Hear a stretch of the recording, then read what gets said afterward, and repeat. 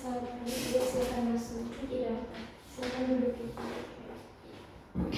Baik, sebelumnya selamat pagi, Ibu. Sebelumnya perkenalkan, saya Dr. Elizabeth sebagai dokter yang menjaga poliklinik pada pagi hari ini. Sebelumnya dengan Ibu siapa? Dengan Ibu Sofi. Baik, Ibu Sofi. Apakah benar ini Ibu Sofi berusia 20 tahun? Iya, benar. Baik, di sini saya akan melakukan tanya jawab untuk mengidentifikasi gaya hidup Ibu sesuai dengan gejalanya Ibu. Namun sebelumnya, apakah Ibu bersedia untuk menjawab pertanyaan-pertanyaan saya sejujur-jujurnya? Ya, saya. Baik, untuk yang pertama saya akan menyiapkan alat dan bahan yang akan digunakan terlebih dahulu ya Ibu, seperti alat timbangan, alat ukur tinggi badan untuk memeriksa indeks tubuh, kemudian meteran untuk memeriksa liter tubuh, perut, kemudian tensi, alat tensi, kemudian stetoskop. Sebelum itu saya akan mencuci tangan Mama terlebih dahulu. Ibu bisa sambil mempersiapkan.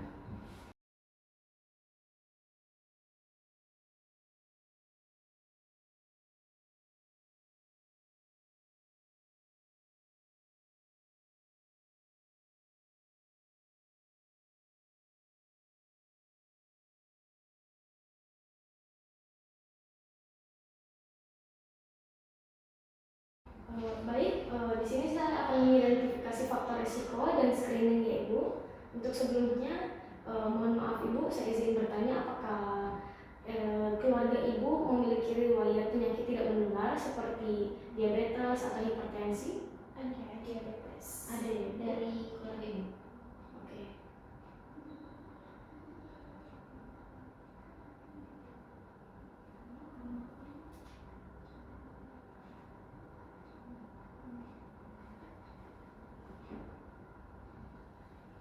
Baik, untuk selanjutnya, apakah pola makan sehari-hari Ibu itu cukup teratur? Menurut saya cukup teratur, Mbak. 3 kali sehari. Untuk porsinya itu apakah bagaimana ya Ibu? Mungkin nasinya banyak atau apakah Ibu suka makan sayur dan daging? Kalau saya sih kurang suka ya. Biasanya saya makan daging, terus biasanya mungkin nasinya agak banyak ya. Tapi Ibu, apakah Ibu tidak suka sayur? Tidak terlalu suka ya. Baik Ibu, untuk pola fisik, aktivitas fisik Ibu, apakah Ibu sering berolahraga? Kalau untuk olahraga menurut saya tidak jarang, cuma saya sering jalan kaki saja, aktivitas ringan gitu. Untuk pola tidur Ibu, kalau boleh tahu Ibu rata-rata tidur pada jam berapa? Biasanya jam 10 sampai 11, terus nanti bangunnya jam 6, jam 7 pagi. Baik.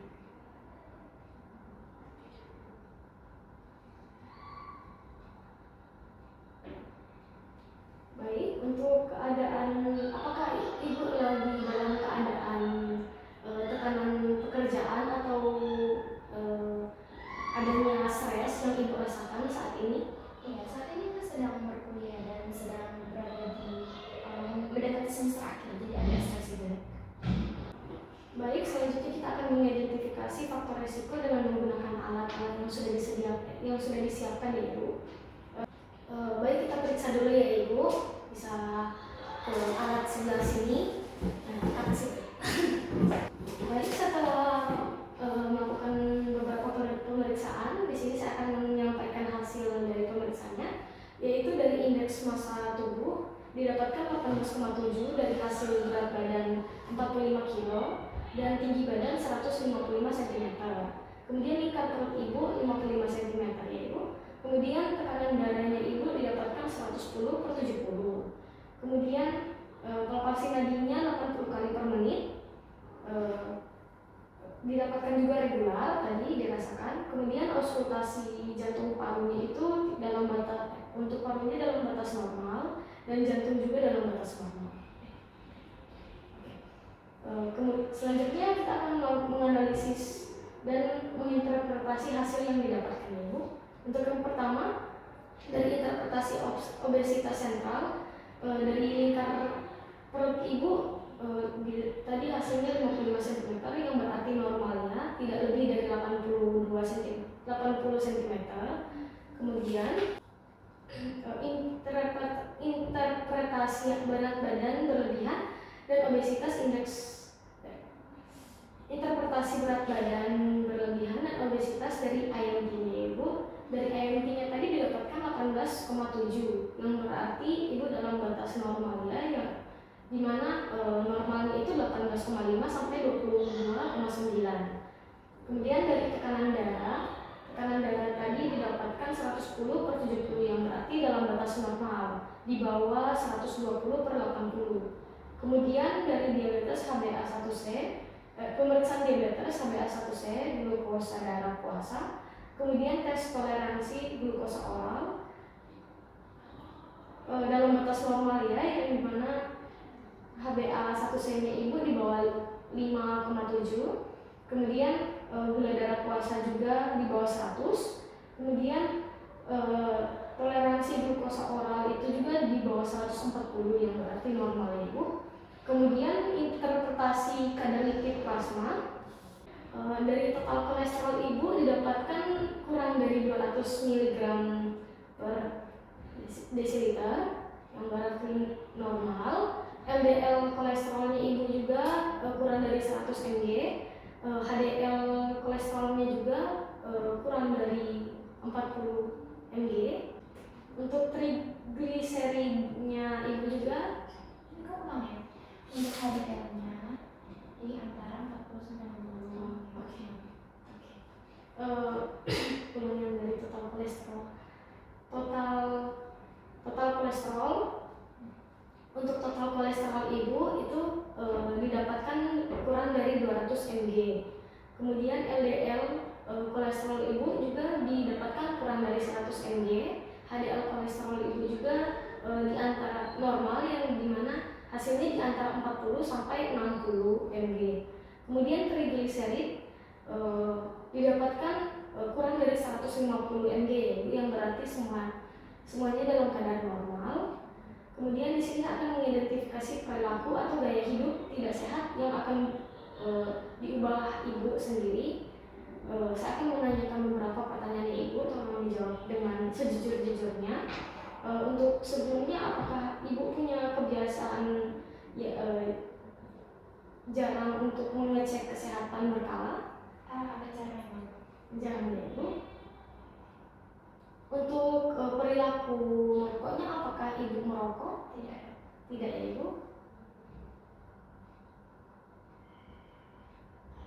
Baik, untuk gizinya, apakah Ibu sadar untuk mempunyai kebiasaan makan seperti junk food atau fast food? Ya biasa sih. Biasanya.